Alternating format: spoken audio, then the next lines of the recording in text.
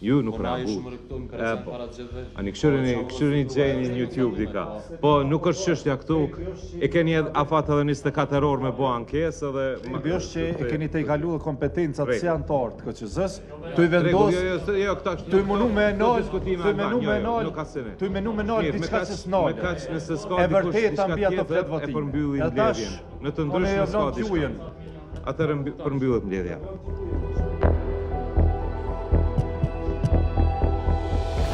E dyta, në rastin në vendimarrje sa i përket certifikimit ose jo të listës sërbe, ka ndodhur dhe njëjta çështje ku nuk e pas koron për faktin të përmbajtjes nga disa antarë dhe disa kanë votu kundër, dhe PZAP ka nxjerrë vendim që Komisioni Qendror i Zgjedhjeve nuk ka mujtë të nxjerrë vendimarrje sepse nuk i ka konstatu votat të cilat ne nuk kemi votuar.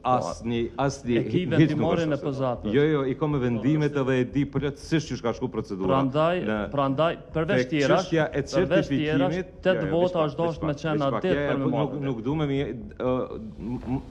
që orientu vendimet edhe procedura që ka ndodhur. Tek certifikimi, mos certifikimi listës sërbska, nuk ka pas vota. Është votu 2 me 9. 2 kemi qenë për. Kemi marrë pjesë votim vendimarrje kryetar. Abstenime janë kona. S'ka qenë abstenime. Abstenime kanë qenë. S'kan qenë abstenime. 2 kanë qenë kundër, 2 kemi qenë për, tjerë keni qenë abstenim. Ajo nuk ka, s'ka aty, nuk po marrë pjesë në... Qa po thot i liri është tjetra që në përgjigjen e kthyer është pra konstatuar që s'u marr vendim. Realisht na kurrën nuk kemi pas si KQZ për të marrë një vendim të tillë. Pra bëhet fjalë për rekomandimin në mbledhjen e kaluar për çështje të numërimit të votave të pavlefshme të diasporës. Pra, ky është një konstatim që ka ndodhur, na kurrën nuk kemi pas për të marrë një vendim të tillë. Edhe kjo ka ngjohur se vetëm 7 veta kemi qenë prezente, nuk kemi qenë 8 veta prezente në mbledhje.